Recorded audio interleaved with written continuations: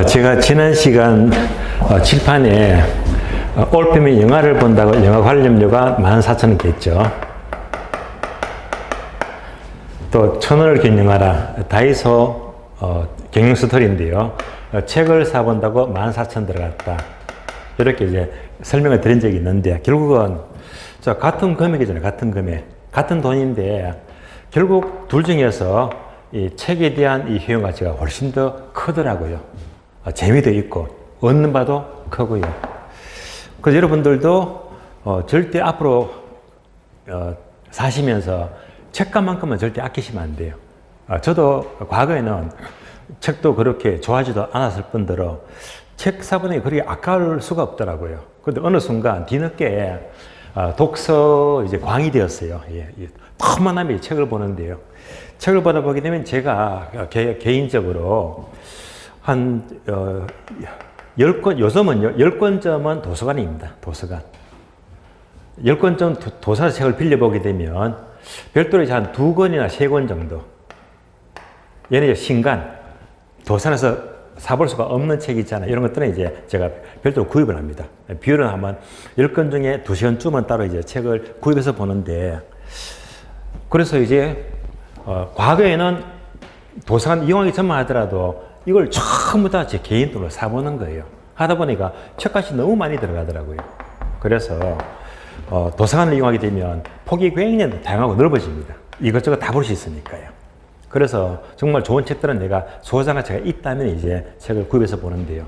그래서 제가 보기에는 혹시라도 여러분들이 야 책값 아까워 이런 분이 계신다면 그거는 아주 나쁜 습관이에요. 그래서 결코 책을 사서 들어간 돈 읽으면서 내가 얻는 바에 비하면 절대 아까운 게 아니거든요. 가능한 여러분들 공부하시는 우리 수험서도 작년 책이나 혹시나 갖고 계신 분이 계신다면 그런 책은 페이지가 안 맞잖아요. 그리고 여러분들이 합격을 생각하세요. 이 공부 왜 하는 거죠? 합격을 하기 위해서. 만약 합격을 했다면 책값 몇십만 들어가죠. 그거 아무것도 아니에요. 또 내가 이 공을 들여 공부한 책들도 실망하게 되면 항상 이 사무실에 꼽아두면 종류를 찾아볼 수도 있고요. 그래서 여러분들 앞으로 이 책을 사본다는 것은 절대 아까운 병 아니니까 일단 책값은 안 아끼는 게 좋습니다. 예. 자, 교재 보겠습니다. 177페이지죠. 투자로입니다. 자, 투자 목차를 보았는데요. 자, 의의는 쉬워요. 그래서 우리 시험은 별로 출제가 안 됩니다. 의. 자, 의에서는 부동산 투자가 무엇이냐, 투기가 무엇이냐, 얘만 잘 구별하시면 되거든요. 특히 이 중에서도 투자를 하게 되면 투자의 장점이 있죠. 투자의 장점만 제대로 공부하시면 돼요. 장점. 그러면 양자를 비교합니다. 그러면 요 투자와 투기의 구별 시력이 아주 애매모호한데요. 그래서 이런 우스갯소리가 있어요. 어떤 신문 기자가요, 이 투자와 투기가 개념이 아주 모호해서 유명한 그 대학교의 경제학 교수를 찾아갑니다. 그래서 물어봐요. 교수님, 도대체 어디까지가 투자가 되고 어디까지가 투기가 됩니까? 라고 묻습니다. 그랬더니 이 교수가 대답하기를, 만약 자네가 땅을 사면 그것은 투기가 되고 내가 땅을 사면 투자가 되네. 우스갯소리죠. 일종의 내로남불이죠. 예. 내가 하면 로맨스가 되고 남의 하면 불륜이 되고요. 뭐 그런 형태인데 그런 말이 아니고요. 투자와 투기를 비교하자면 먼저 자 이제 강의 노트 보게 되면 설명이 되어 있죠. 투자란 것은 주로 장기간 투자더라. 장기간. 기간이 장기가 되고요. 투기는 반대로 단기간입니다. 장기와 단기. 그럼 투자는 자 장기간 생산 활동이 목적입니다. 생산 활동을 목적으로 부동산을 이용하는 것입니다. 이런 흐름이 투자가 되고요. 반면에 투기는 생산 활동과 전혀 관계가 없습니다. 다만 싸게 사서 비싸게 파는 거죠. 그래서 양도 차익이 목적입니다. 양도 차익을 목적으로 다만 보유하고 있다가 되파는 것이 목적입니다. 그래서 이런 정도 개념 구분은 쉬운 거 무난하기 때문에 참고로 아시면 되고요. 그러나 따로 이제 강의 노트 보게 되면 화살표 되어 있죠.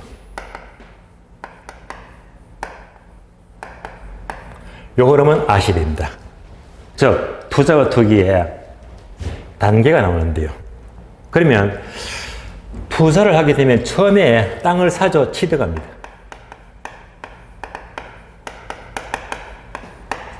다음에 운영하죠. 운영 단계. 여기서 운영 단계는 바로 사용과 수익을 말해요.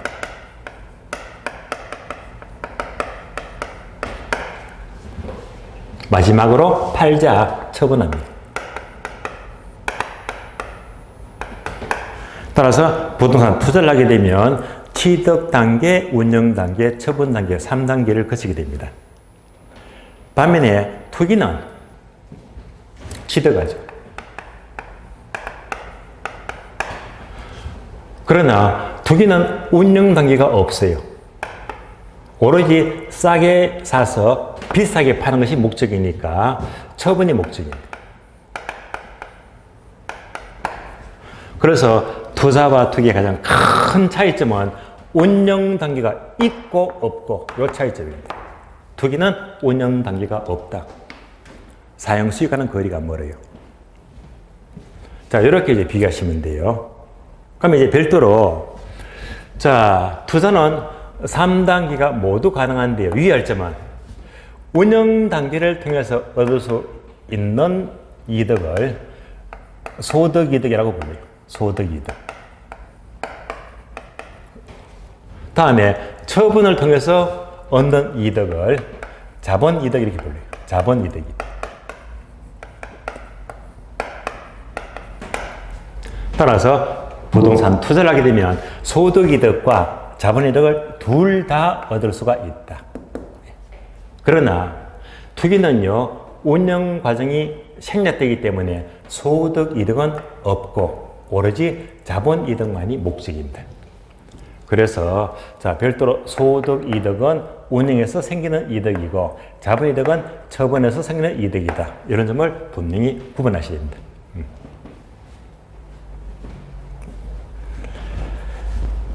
자, 투자와 투기의 개념 차이를 보았고요. 그러면 참고로 이제 소득이득은 운영이죠. 다음에 자본이득은 처분에서 생기는 이득이다. 간단한 예를 든다면 이제 이런 경우입니다. 만약 어떤 사람이 상가를 샀어요. 얼마 주고? 10억 주고. 상가의 목적은 뭐죠?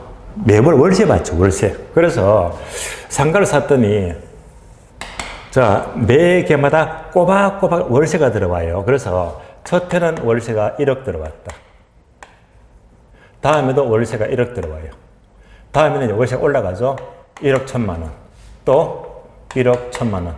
다음에 1억 2천만 원. 이렇게 매 기간마다 이 월세가 들어온다. 이만큼을 가리켜서 소득이득이다. 이가 바로 소득이득입니다.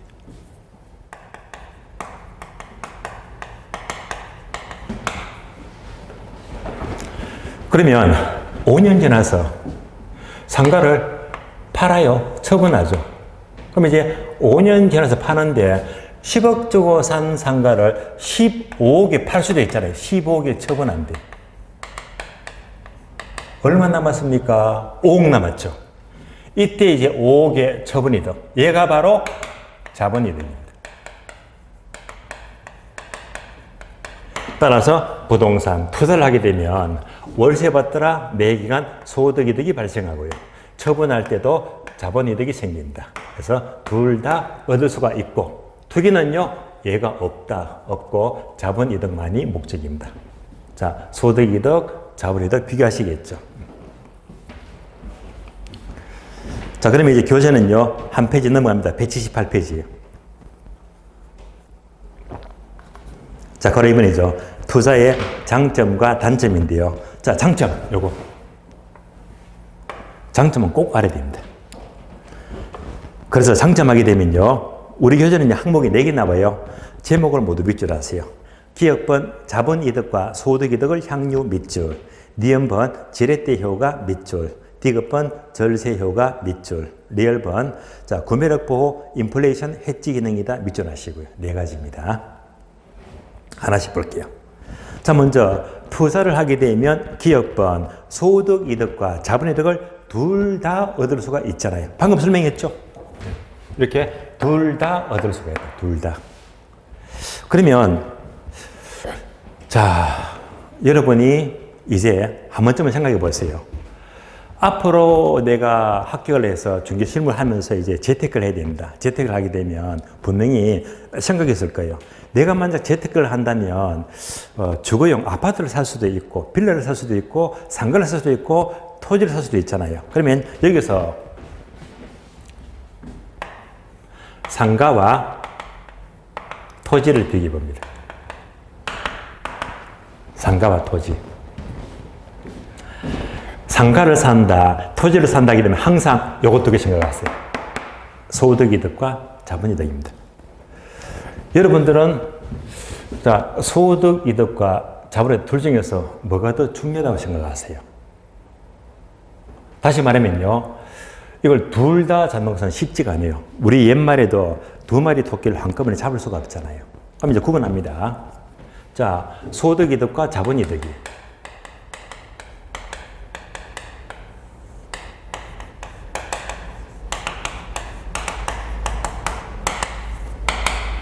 만약 상가를 사겠다면 2마리 토끼를 잡을 수가 없다고 했잖아요. 상가는 왜 사죠? 월세 수익률 제대로 받으려고요. 그래서 상가는요, 소득이득이 목적이고 얘는 거의 없습니다. 반면에 내가 만약 땅을 산다면, 토지를 산다면 땅은요, 소득이득 월세는 별로 없어요. 거의 없어요. 그러나 자본이득 이것이 크더라. 그래서 이제 목적이 달라집니다. 목적이 달라집니다. 예를 들면 상가 하니까 특히 서울에서 가장 좋은 상권 중에 하나가 명동이죠. 명동 상권 얼마나 좋습니까? 명동. 그러면 명동의 상가들은요, 워낙 핵심 상권이니까 월세가 너무 높아요. 월세가. 심지어 명동 대로변에 위치한 이 위치가 좋은 곳은요, 10평, 겨우 10평 같으면 얼마 되지도 않잖아요. 10평짜리 점포가 월세가 월 3천만 원입니다. 하루에 100만 원씩입니다. 엄청납니다. 그러니까 엄청난 소득이 됩니다. 그런데 명동은요, 이미 상권이 특 A급이잖아요. 상권은 이미 형성이 되어버렸어요. 그러니까 되팔게 되면 큰 매매 차익, 자본이득은 없다는 말입니다. 그래서 앞으로 상가하게 되면 특히 소득이득을 잘 분석해야 됩니다. 만약 내가 땅을 산다면, 토지. 자, 토지를 산다면 땅은요, 월세가 별로 없잖아요. 소득이득이 별로 없습니다. 토지는 오로지 자본이득이 매력적입니다. 토지하게 되면요, 저도 지금 이제 중개사무소를 3년차 하고 있습니다. 3년차 하고 있는데, 제 사무실에 등록된 중개보존이 있죠. 중개보존이 한 5명쯤 돼요. 5명. 그 중에 이제 한 분은, 예, 원래 나이가 62입니다. 여자분인데요. 이분은요, 자격증이 없어요. 자격증이. 여자분인데. 그런데 저는 개인적으로 그분을 굉장히 롤 모델로 보고 있어요. 비록 자격증은 없지만은요, 이분은요, 땅으로 큰 돈 벌었더라고요. 그래서 약 12년 전에요. 12년 전에 이분이 부동산 부자도 몰랐는데 우연히 땅을 샀더니 그 땅이 불과 2년 만에 따블이 된 거예요. 2억 주고 샀더니 4억이 됐대요. 그런 돈을 어떻게 사업에서 봅니까? 땅을 사니까 따블이 되더라. 그때부터 땅의 매력을 느껴서 이분은 오로지 땅만 사는 거예요. 땅만.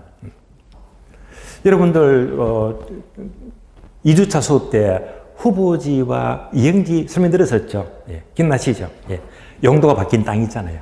예, 그러니까 이제 농지나 임지가 택지로 바뀐다. 후보지잖아요. 그런데 이분이 후보지를 한번 제대로 샀어요. 땅을요. 그래서 지방에 이 법원 후보지입니다. 앞으로 이제 법원이 이전한대요. 그러면 이제 그 지역은 주로 이제 계획관리지역이나 자연녹지지역이거든요. 아마 자연녹지지역으로 기억이 납니다. 그 땅을 샀는데 얼마 주고 15억 6. 꽤 면적이 넓을 거예요. 그럼 15억 사더라도 그렇잖아요. 대개 한 60%, 70% 융자받게 되면 실제로 융자받으면 내가 들어간 돈은 한 4억밖에 안 돼요. 결국은 대출 끌어안고 4억 투자를 했다는 말입니다. 그렇게 산 땅이 이제 용도가 바뀌잖아요. 예. 법원이 들어서게 되면 전부 다 대주로 바뀌어. 그래 이제 용도가 종상이 되어버리죠. 자연녹지나 계획관리지역이 예를 들면 주거지역이나 상거지로 바뀐다는 말입니다. 대박이 났어요. 그래서 몇 년 지났더니 이 15억짜리가 갑자기 중개사무소에 연락이 전화가 옵니다. 땅 좀 팔아라고. 얼마에 사겠대? 90억이에요. 90억. 몇 배 올랐죠? 6배. 곱하기 6배. 땅은 딱 샀더니 그것도 10억이 전부 다 내 돈이 아니야. 대출 안고, 융자 안고, 불과 한 4억 투자했어요. 그런 돈이 90억이 되었다. 팔았을까요? 안 팔았을까요? 안 팔았어요. 안 팔았습니다. 왜? 돌을 거니까 왜 지금 팔아? 얼마나 행복합니까? 그래서 이분의 얘기를 듣다 보면요. 중간중간 식사를 같이 하면요. 자, 이 땅을 샀다. 또는 저 땅을 샀다. 이 땅을 한꺼풀 나오는 거예요. 그걸 전부 다 어림인자로 계산해 봤더니 약 150억이 넘어가더라고요. 그래서 이분은요, 한 12년 전에 자기 자본, 내 돈 2억 갖고 출발해서 불과 12년 만에 와, 150억이 넘는 어마어마한 부를 일궈냈더라고요.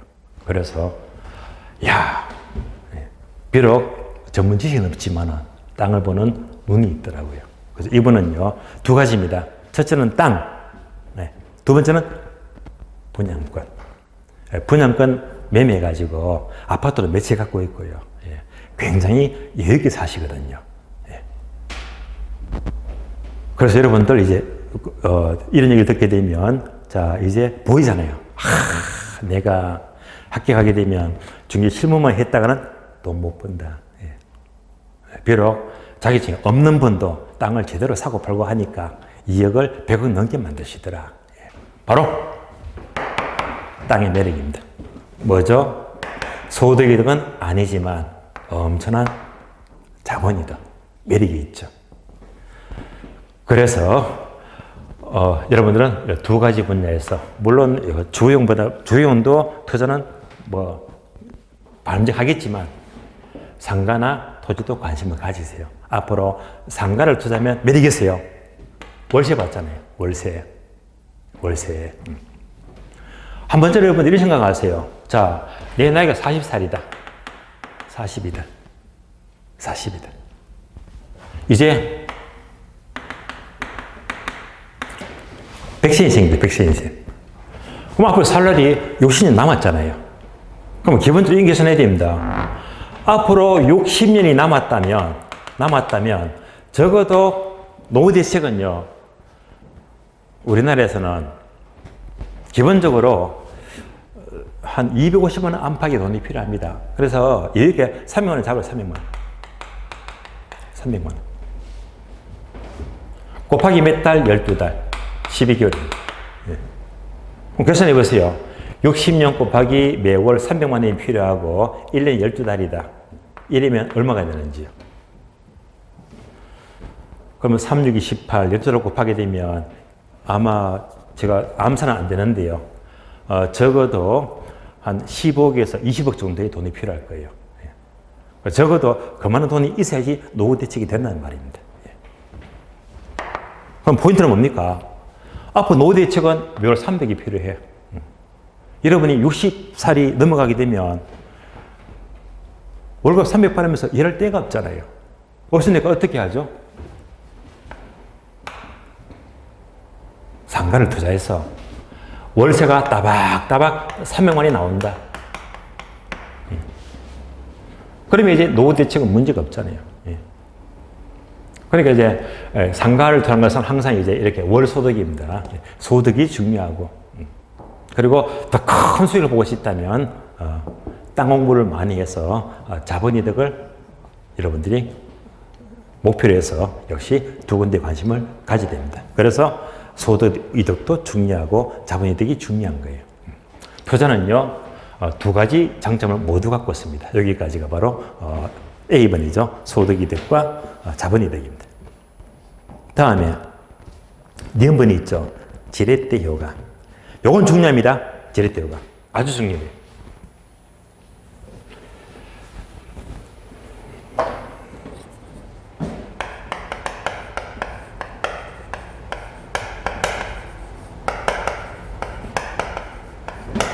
자, 영어로 레버리지 효과죠. 지렛대 효과 또는 레버리지 효과예요.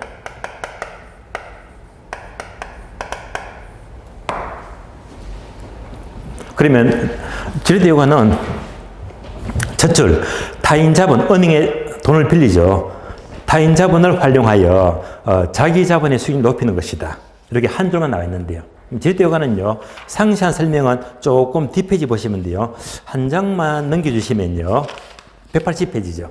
180페이지 보게 되면, 자, 별도로 중간에 동그라미 B번, 지렛대 효과가 납니다. 요건 중요합니다. 지렛대 효과. 지금부터 지렛대를 설명해 드리겠는데요. 먼저, 가번, 의를 보시면, 레버리지 효과란, 한 줄 밑줄 하세요. 타인 자본을 이용할 경우에 부채 비례 증감이 자기 자본의 수익률에 미치는 효과이다. 밑줄 하시고요. 설명을 드리겠습니다. 자, 그러면, 지렛대 효과가 하게 되면, 대개 부동산은 몇 억씩 하죠. 그러니까 고가품입니다.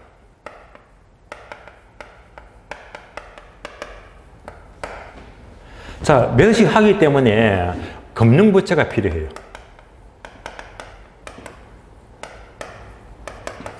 저 은행에서 빌리자 차입금이죠. 따라서 이 차입금을 활용해서 이에 따른 산철의 효과이다.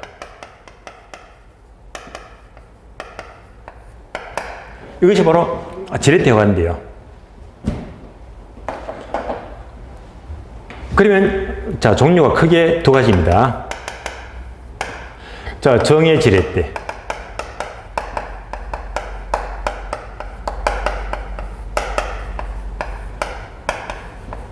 다음에 부배 지렛대. 두 가지입니다. 간단한 예를 든다면요. 자, 지렛대가 이렇게 생겼죠. 이렇게. 지렛대입니다. 지렛대는 아주 무거운 짐을 들어올리기 위해서 약간의 힘을 주면 됩니다. 얘가 지렛대입니다. 이때 약간의 힘을 준다는 게 봐서 금융부채 차입금이죠. 차입금. 그래서 예를 들어 볼까요? 만약 어떤 사람이 1억을 투자해요. 1억. 근데 1억 중에서 내 돈, 바로 자기 자본이죠. 지분. 내 돈이 5천만 원이고요. 은행에서 돈 빌리자. 바로 차입금이죠. 저당입니다. 나머지 5천만 원은 은행에서 빌리자. 5천만 원입니다. 요즘 금리가 자꾸 올라가죠. 그래서 요즘 금리가 자꾸 올라가는데 이때 이자를 한 5% 잡을게요. 5%. 연 5%. 자, 5천만 원, 연 5%로 은행에 빌렸습니다. 합해서 이제 1억을 투자하는 거예요. 이렇게 투자해서 1년 동안 이 돈을 잘 굴려서 수익률이 무려 20%래요. 멋진 수익이죠. 이만큼 수익을 올렸다면 은행에서 5% 이자. 잘 빌린 겁니까? 못 빌린 겁니까? 얼마나 잘 빌렸습니까? 은행이자 5% 갚아주고도 내가 15% 더 먹었으니까. 얘가 뭡니까? 바로 플러스 정의 지렛대입니다. 정의 지렛대. 거꾸로 은행에서 5%를 빌렸는데, 자, 주식을 사고 팔고 했더니 수익은 냈어요. 연수익이 얼마? 겨우 2%밖에 안 돼요. 2%. 2% 수익률이면 은행 이자도 채 못 미치네. 결국 손해를 봤잖아요. 얘가 뭐죠? 마이너스다. 그래서 마이너스 부의 지렛대입니다. 일반적으로 지렛대는 뭘 가리키지? 크게 먹었다, 수익이 높다 해서 바로 정의 지렛대가 일반적인 레버리지 효과를 가리킵니다. 그러면 이제 자, 수익이 낮아요. 은행에서도 못 미치겠네. 이때는요, 은행에서도 못 갚을 입장이니까 부담이 크죠. 그러면 이때 자, 지렛대는요, 이렇게 수익이 적으면요, 그만큼 위험이 커지는 거죠. 얘가 바로 금융적 위험입니다. 금융적 위험입니다. 다른 말로 원리금을 갚을 수가 없죠. 그래서 채무 불이행 위험이 되는 거예요.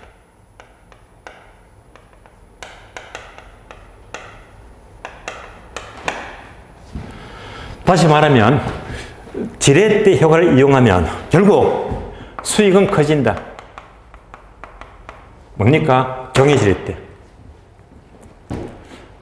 또 어느 데 빌리는 만큼 위험도 커지겠죠. 예. 위험도 커지더라.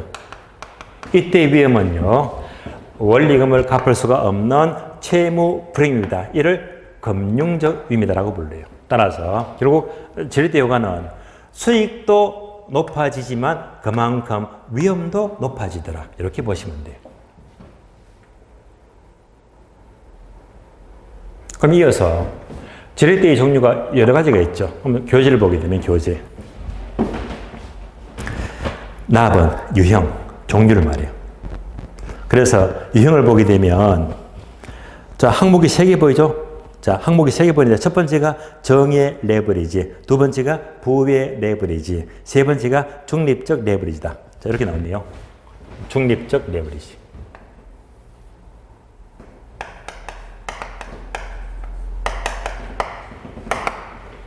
세 가지입니다.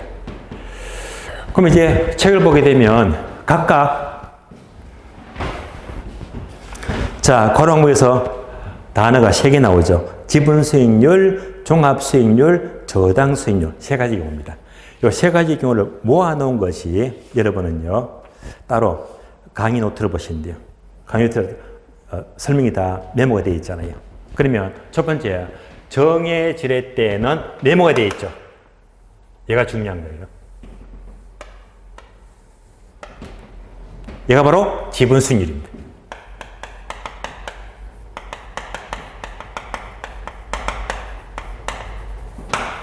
다음에 두 번째가 종합 수익률 또는 총 수익률.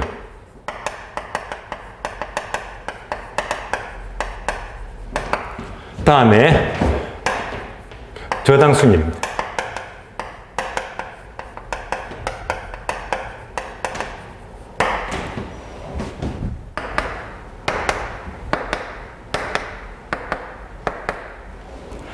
자, 이 관계에서 부등호가요, 지분 수익이 가장 크더라, 이런 관계. 이것을 정의 지렛대라고 부르고요. 부등호가 바뀌어져. 지분 수익이 가장 작아요. 이런 관계는 손해봤다, 부의 지렛대. 다음에 세 가지가 모두 똑같아. 얘는요, 지렛대가 없다. 중립적 지렛대라는 말로 영의 지렛대입니다.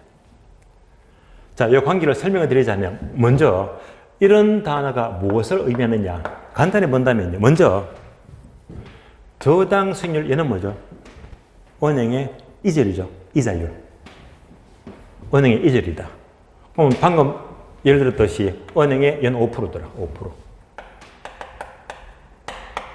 5% 이자로 돈 빌렸습니다.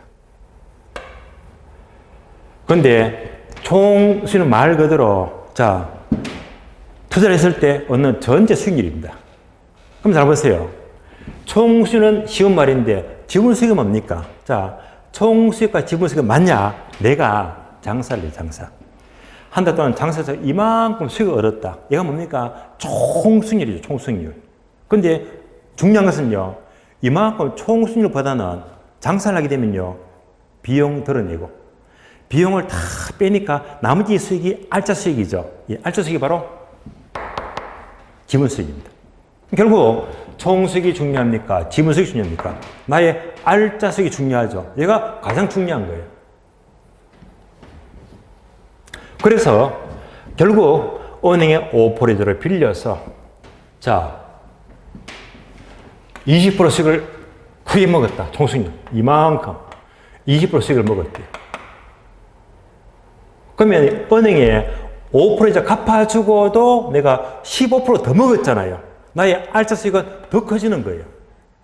그래서 결국은 이렇게 저당 수익보다 총 수익이 크고 나의 알짜 수익, 지분 수익이 가장 클 때 얘가 바로 정의 지렛대입니다. 정의 지렛대.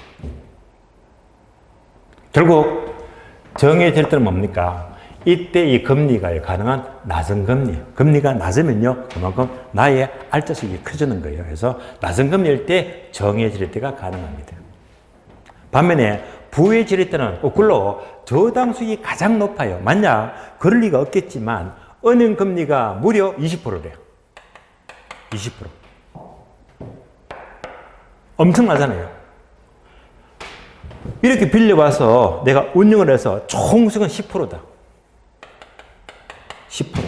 자, 10%를 내면 은행에 다 주고도 내가 먹을 거리가 하나도 없잖아요. 이렇게 이제 부동과 거꾸로 된다면 내가 손해를 본 경우입니다.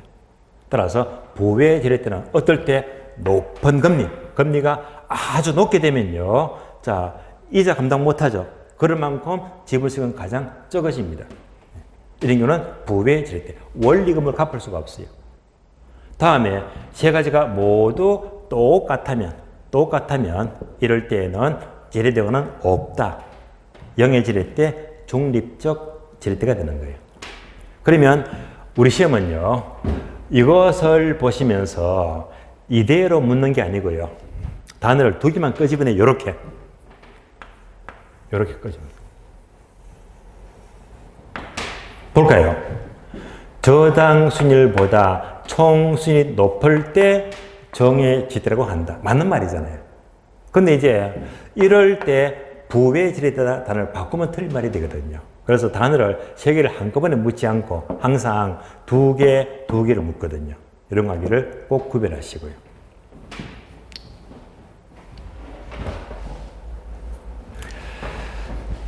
그러면 자, 지렛대가 나왔다면 여러분들 이거 아시죠? 실무적으로 갭 투자. 갭 투자. 아파트나 빌라를요, 한 90% 전세가율이죠. 90% 전세를 떠안고 투자한다. 이것도 일종의 지렛대 원리가 됩니다. 간단한 예를 든다면,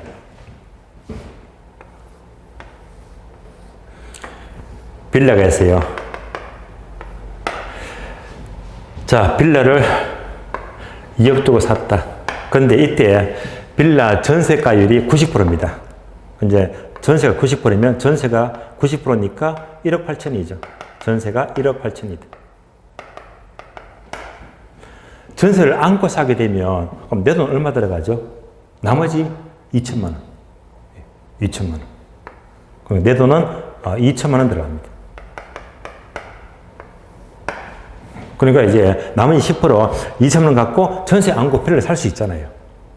이렇게 투자를 했는데 결국 만약 빌라 값이 2억에서 2억 5천만 원으로 올라가더라. 올라갔잖아요. 그러면요, 내 돈은 2천만 원 투자했는데 수익은 5천만 원 먹었잖아요. 엄청난 수익이잖아요. 이거 바로 갭 투자다. 갭 투자. 그래서 갭 투자는 전세가율이 높을 때 이때 자, 전세를 떠안고 사는 것이 갭 투자인데요. 갭 투자의 필수 전제 조건은요, 반드시 집값이 오른다고 전제한다면요, 수익이 엄청 높아지거든요. 이거 바로 큰 지렛대라고 합니다. 정반대로 갭 투자를 이렇게 했는데 집값이 떨어져요. 떨어지면 손해가 또 엄청나겠죠. 항상 갭 투자는요, 집값이 오른다는 걸 전제로 하게 되면 상승장이죠. 이럴 때는 아주 큰 지렛대 효과를 발휘합니다. 따라서 갭 투자도 일종의 지렛대 효과라고 보시면 돼요.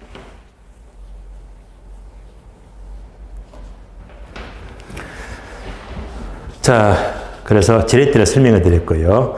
다시 앞 페이지 볼까요? 178페이지입니다. 178페이지. 자, 한번 지렛대를 보았습니다. 부동산 투자를 하게 되면 그만큼 은행에서 융자를 빨아서 활용하는 만큼 수익률이 높아진다. 바로 지렛대 효과도 투자의 장점입니다. 디귿번요. 절세 효과. 자, 절세 효과는 부동산 투자는요, 세금 면에서도 유리하대요. 다시 말하면요, 투자를 하게 되면 세금에서 공제받는 게 많습니다. 따로 절세 효과에다가 화살표 이렇게 단어 한두 개를 적어주세요. 화살표. 먼저 감가상각비 적어주고요. 그리고 이자 비용 적어주고요.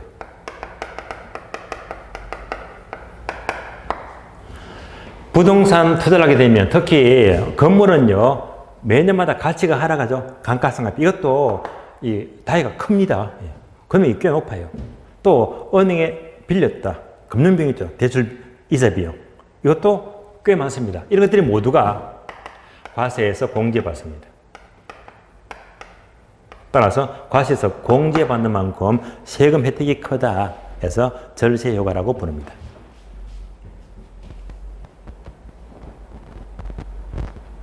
다음에 리을번 보게 되면요, 구매력 보호 기능이다. 장점인데요. 괄호 인플레이션 해지 기능이다. 인플레이션. 자, 해지하게 되면 해지. 해지는요, 해석하면 울타리 또는 담장을 말해요. 그러니까 이제 인플레이션 보호 기능인데요. 여러분들이 이제 인플레이션 하시면 잘 아시죠? 인플레이션. 간단히 볼까요? 인플레이션.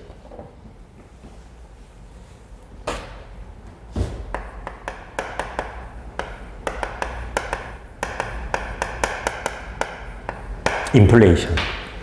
자, 인플레이션은요, 바로 물가 상승입니다.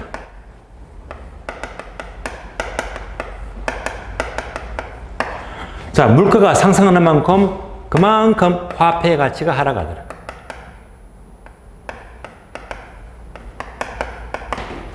따라서 인플레 하게 되면 결국 물가 상승을 말합니다.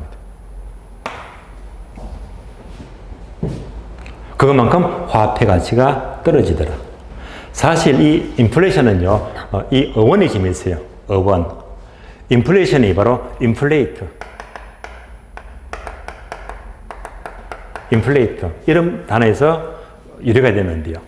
자, 인플레이트 하게 되면요, 얘는 부풀리다. 부풀리다. 또는 뭐 팽창시키다. 팽창시키다. 이런 말입니다. 부풀리다, 팽창시키다. 그럼 이제 부풀리다, 팽창시키다, 인플레이트. 이 단어의 어원은요, 바로 저기 그 남미에도 이 소장수가 있거든, 소장수. 그러면 여러분들이 잘 아시겠지만 특히 우리나라에서 소장수들이 속값을 많이 받기 위해서 소한테 뭘 먹이잖아요. 뭘 먹이죠? 예, 물을 먹이죠. 소한테 물을 잔뜩 먹이니까 그만큼 뭐지? 자, 소가 이제 부풀려지는 만큼 결국 속값을 많이 받을 수가 있잖아요. 그런데 남미 소장수들은 우리나라 사람처럼 소한테 물을 안 먹여요. 물을 안 먹이면 물 대신에 뭘 먹일까요? 궁금하시죠? 그래서 남미의 소장수들은 우리나라처럼 소한테 물을 먹이는 게 아니고 바로 소금을 먹인대요. 소금을 먹였더니 소가 지가 알아서 물을 마시거든요. 참 기발합니다. 그죠? 그래서, 그래, 물을 마시니까 소 배가 부풀려지다, 팽창시키다. 이런 어원에서 인플레이션이 나왔습니다. 그래서 인플레이션은 바로, 화폐 가치가 부풀려지더라. 그래서 물가가 오르는 만큼 화폐 가치가 부풀려진다, 떨어진다. 이게 바로 인플레이션입니다.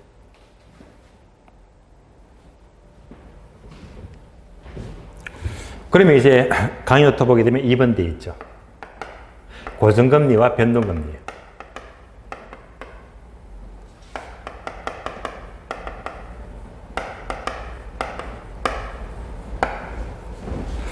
고정금리는 대출 받아서 만기 때까지 금리가 확정적이죠. 똑같은 금리가 바로 고정금리입니다. 고정금리. 근데 인플레이션은요, 물가가 계속 올라가니까 물가가 올라가는 만큼 이자를 올리자. 이게 바로 변동금리가 돼요. 따라서 인플레이션이 발생하면 물가가 오르는 만큼 이자도 올리자. 바로 변동금리가 유리합니다. 따라서 은행에서는 결국 인플레가 생기는 만큼 그만큼 금리를 올리자. 그래서 인플레 발생 시 은행은 고정금리보다 변동금리를 선호합니다. 변동금리. 여기까지 보시면 돼요. 그러면 이제 부동산에 투자하면 인플레이션 해지 기능, 즉 인플레 보호 기능이에요. 다시 말하면 인플레에 유리해야 돼, 유리해야 돼. 자, 간단한 예를 든다면요, 우리가 옛날을 한번 떠올려봐요. 옛날 같으면 1991년도 지금부터 약 30년 전이죠. 하고 지금 2022년도를 비교합니다. 약 30년 전 그 짜장면 값이죠. 짜장면. 자, 이 당시에 제가 정확히 기억은 안 나지만은요, 1990년도 당시에 이 당시에 짜장면 값은 한 1,000원 안팎입니다. 짜장면 한 그릇에 1,000원 하더라. 1,000원. 얘가 지금은 얼마 하죠? 5,000원, 6,000원 하죠. 6,000원 잡을게요. 자, 그동안에 얼마나 올랐습니까? 몇 배 올랐죠? 6배, 6배. 이렇게 6배나 올랐다. 얘가 뭡니까? 바로 인플레이션. 물가가 6배나 오르고 화폐 가치가 떨어졌잖아요. 그러면 짜장면 값은 그동안에 이렇게 6배 올랐는데, 자, 여러분이 살고 있는 지역입니다. 여기는 지금 군자역이죠, 군자역. 자, 군자역의 땅값. 자, 이 군자역 주변의 땅값이 30년 전 땅값과 지금 땅값은요, 과연 6배만 올랐을까요? 더 올랐을까요? 훨씬 더 올랐습니다. 그러니까 부동산 땅값은요, 일반 물가 상승보다 더 크게 많이 올랐을 거예요. 이렇게 많이 올랐잖아요. 그러니까 이제 인플레가 발생하면 일반 재화의 상승분보다도 특히 우리는 땅이 좁으니까 땅값이 훨씬 더 크다. 그러니까 이제 미리 이때 땅을 샀더라면 얼마나 많이 벌었을까요? 그만큼 부동산에 투자하면 인플레이션에 유리하다. 이를 다른 말로 인플레이션 보호 기능 이렇게 불러요. 따라서 인플레가 그만큼 높아질수록 부동산 투자는 유리하다. 더 크게 올라갑니다. 이가 바로 인플레이션 보호 기능입니다.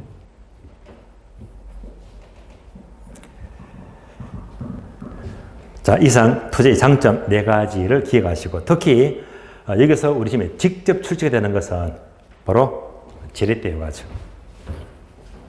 지렛대 효과. 얘가 중요하고요. 또 특히 지렛대 효과는 한마디로 뭐지? 차익금에 따른 산출 효과인데, 이를 다른 말로 정의 지렛대다. 정의 지렛대는 재정에서 무엇을 가장 크게 증가시킨다? 지분 수익률을 증가시킨다. 이때 지분 수익률과는 계산 문제 있죠. 계산 문제. 얘가 항상 A급입니다. 그래서 투자에 장점하게 되면 여러 가지가 있는데 그 중에서 지렛대는 중요합니다. 지렛대. 그리고 지렛대만큼은 여러분들은요, 우리 시험에서도 중요하겠지만 여러분들이 합격을 하게 되면 절대 앞으로 중개 실무하시면서 늘 강조하잖아요. 중개만 하면 돈 못 번다고 했죠. 내가 공인중개사가 재테크도 해야 됩니다. 돈 공부도 해야 됩니다. 그럴 때는 내가 종잣돈이 없잖아요. 시드머니. 부족하잖아요. 그럴 때 어떻게 하죠? 은행에 대출 받아야지. 다만 지렛대 하게 되면 지렛대 은행에 융자받는 거잖아요. 근데 이게 잘못돼 버리면 손해를 엄청 보시죠. 부의 지렛대. 그러니까 이 투자의 전문가들은 항상 얘기합니다. 그러니까 자기의 소득이 있죠. 자, 자기는 월 소득에서 적어도 한 30%, 40% 정도. 그러니까 내가 만약에 100만 원이면 30%는 30만 원이죠. 요 범위에 이자를 감당할 수 있을 때까지의 지렛대는 문제가 없다. 그런데 이게 너무 커져버리면 원리금을 갚을 수가 없잖아요. 그래서 적어도 내 소득의 한 30% 40% 정도까지 이자를 갚는 범위에서 빌리는 건 아주 바람직하다라고 보고 있거든요. 그래서 투자를 할 적에 당연히 은행의 용전을 활용해야 됩니다. 아주 좋은 거예요. 좋은 빛이 되는 거예요. 자, 이상의 투자의 장점을 살펴보았습니다. 다음에 동아리 2번요. 투자의 단점. 자, 교시 보시면 2번이죠.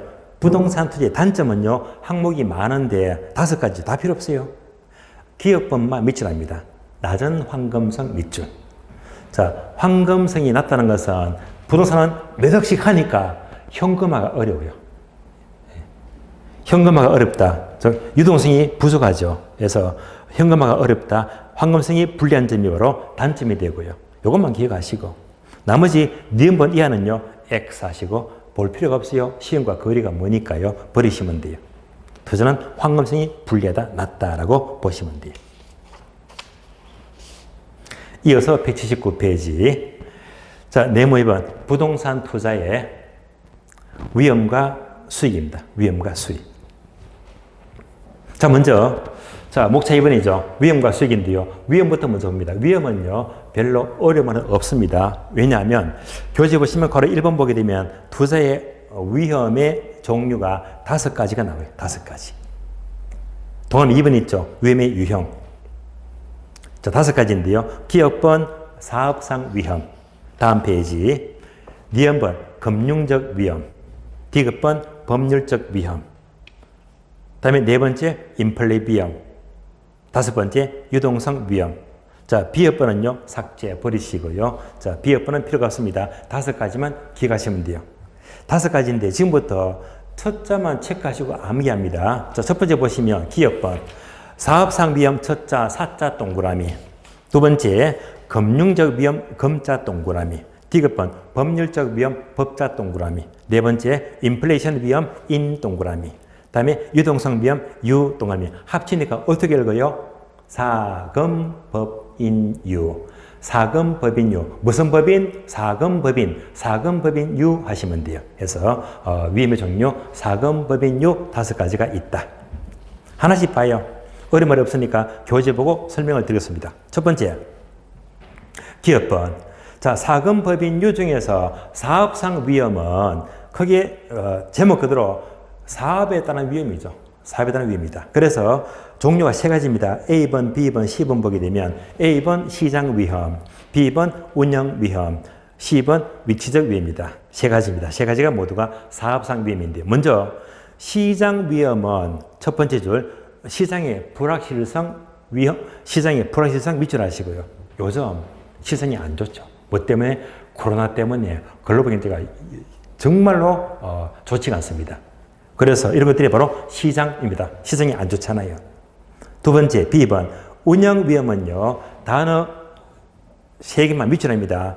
사무실의 관리, 근로자의 파업, 영업기 및 변동, 이런 것들이 모두가 운영이 잘못되었다 해서 운영상 위험, 운영상 손실을 말합니다. 다음에 C번요. 위치적 위험은요, 바로 위치가 안 좋아요. 간단히 예를 들면요. 자, 어떤 사람이 빌라를 지었어요. 빌라를 지었는데 이 빌라를 지어서 팔려고 하니까 분양이 안 돼요. 안 팔리더라. 어느 위험이 큽니까? 얘가 무슨 말이죠? 바로 나쁜 위치에다가 빌라를 지기 때문에 안 팔리더라. 즉 위치적입니다. 바로 부동성 때문이죠. 잘못된 위치를 선택했잖아요. 이것이 바로 위치적입니다. 자, 이상 3가지가 모두가 사업상 위험에 들어가는 거예요. 다음에 니은번. 금융적 위험은, 자, 칠판 볼까요? 지렛대 효과에서 설명드렸습니다. 지렛대는 부동산 몇 억씩 하기 때문에 금융부채가 필요하다. 차입금이 필요하죠. 따라서 이에 따라서 산투의 효과인데 만약 투자가 잘못되면 원리금을 갚을 수가 없죠. 그래서 그만큼 원리금을 갚을 수가 없다. 얘가 바로 금융적 위험이 되는 거예요. 따라서 이런 내용이 교재 나옵니다. 자, 두 번째 줄 보시면요. 색깔로 구분되어 있죠. 밑줄입니다.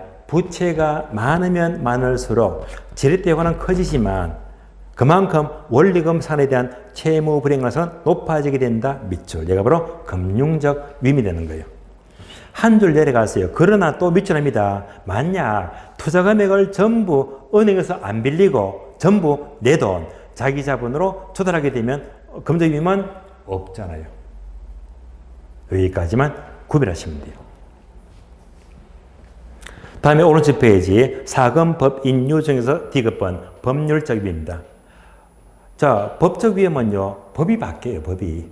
그래서 두 번째 줄 보시면 부동산 세제나 세제도 감가상각 방법의 변경 밑줄하시 이런 것들이 바뀌어서 손해보더라 법적 위험이 됩니다.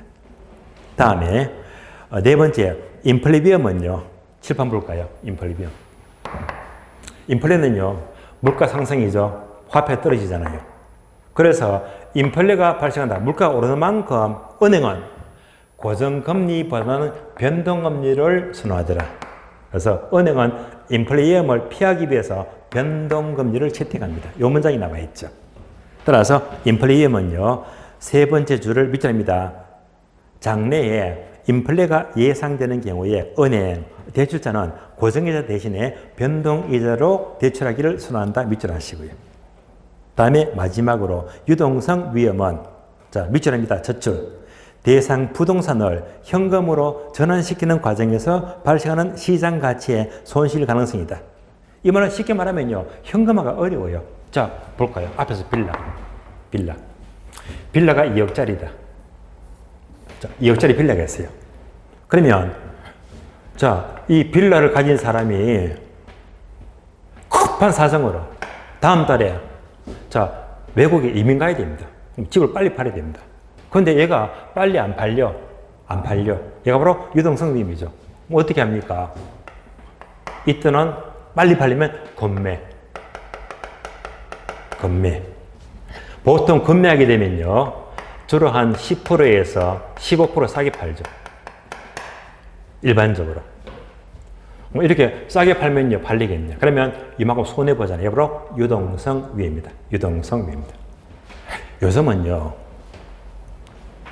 경기가 되게 안 좋잖아요. 코로나, 우크라이나 전쟁부터가 전 세계 글로벌 경기가 너무 안 좋아요. 정말 경기가 어려워서 요즘은 건매가 아니고요, 앞에 급자가 더 붙어요. 급건매. 또는 초건매. 그러니까 요즘 사무실 있다 보면요, 워낙 안 팔리니까 또 자꾸 다운됩니다. 그래서 급건매가 많아요. 오히려 이런 것들이 뭐 경매보다 수익이 좋아요. 급건매가 정말로 급건매물이 났는데도 안 팔려요. 왜 안 팔릴까요? 돈 있는 사람들이 그래, 급건매 좀 더 기다려봐. 금리 올라가야 더 떨어질 거지. 그래서 돈이 있는 분들도 안 사요. 왜? 경기가 워낙 안 좋으니까. 어떡합니까? 기다려. 내년 상반기에 더 떨어질 때까지. 그래서 이제 돈 있는 분들도 급금에도 줍줍을 안 해요. 한 개 더 붙여야 되겠네. 급급건매. 이러면 살지 모르겠어요. 그 정도로 요즘은요, 중개시 어렵습니다. 정말로 거래가 어려워요. 바로 유동성 위험입니다. 자, 투자의 위험의 종류, 사금법 인유 5가지를 보았고요.